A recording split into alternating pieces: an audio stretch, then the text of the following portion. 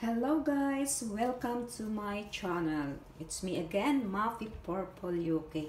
Today guys, today's vlog ay gagawa ako ng wara anab or dolma sa Iraqi. So ayan ang aking mga sangkap, ingredients, ayan. Ito guys ay gagamitan ko siya guys ng 500 grams na meat. Andiyan na siya guys. Parsley. Ayan siya guys, ay galing yan sa loob ng kosa dito. Pwede natin dyan ihalo. Nilagyan ko siya guys ng 7 spices, onions, garlic, chopped mint.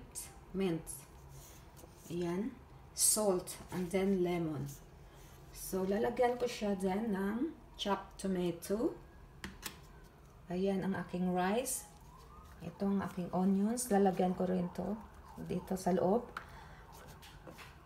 Ayan, ang aking pomegranate sauce, tamarind, grapes leaves. Yan. And then, ito guys ay Chinese leaf. Pero kailangan natin ito guys i-cut. Gamitin lang natin ang leaves niya.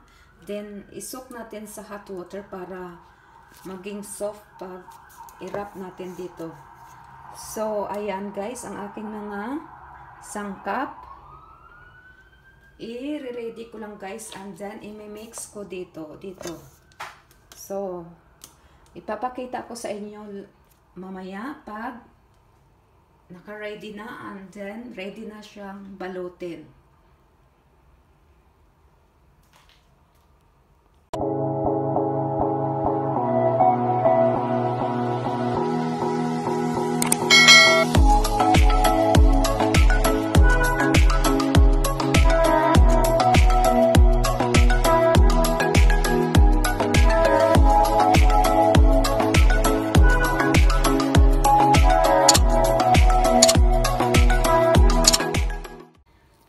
So, ayan guys, ang aking mga sangkap.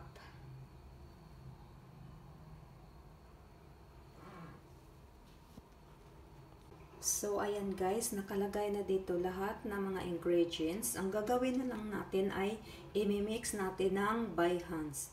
Pero gagamit ako guys ng gloves. Para ma-mix natin ng mabuti ang mga spices. Ayan.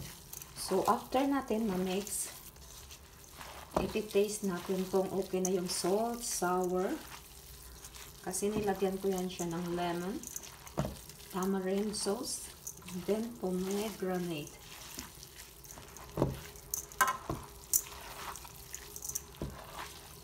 I-mix lang natin ang i-mix guys.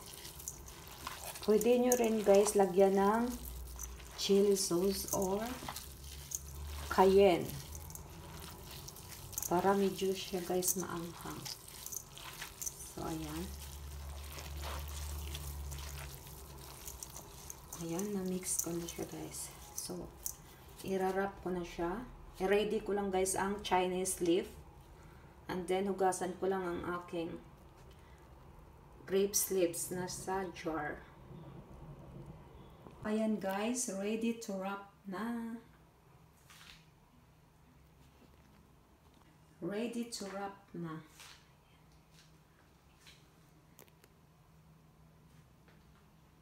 Ayan ang aking ibabalutin ko dito sa grapes leaves, Chinese leaf, courgette, and then onions. So,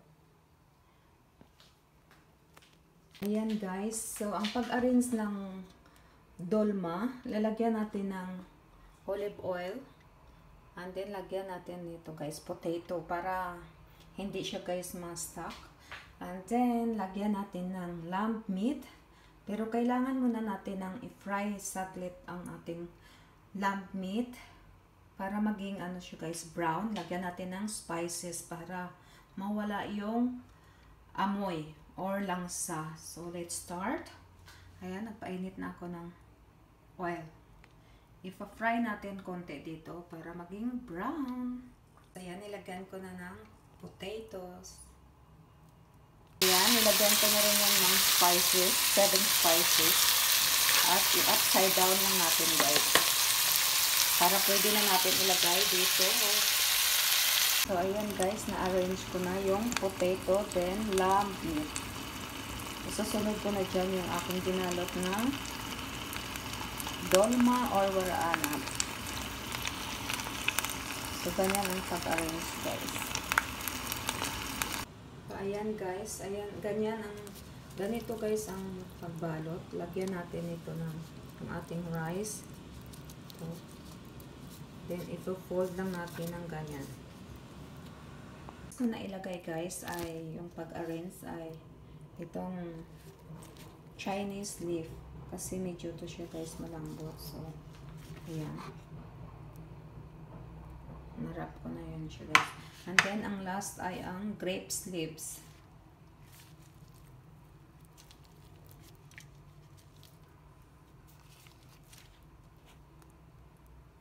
Ayan guys, tapos ko na balutin ang aking ginawang waraanap or dolma. So, how to arrange? Lalagyan natin guys ng olive oil sa ilalim. Then, slice of potatoes.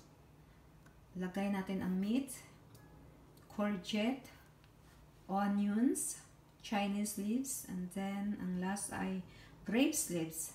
So, how to cook of this guys?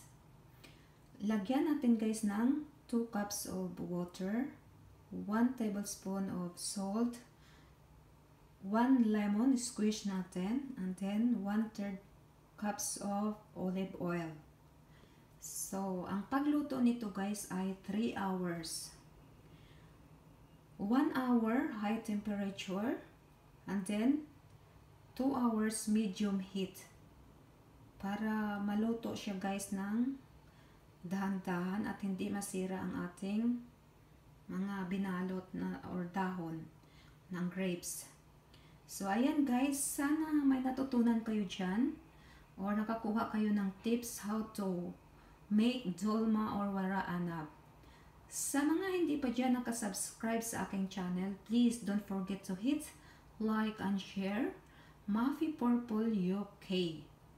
And please hit the button below para updated kayo sa aking bagong video. Have a nice day everyone. Keep safe. God bless.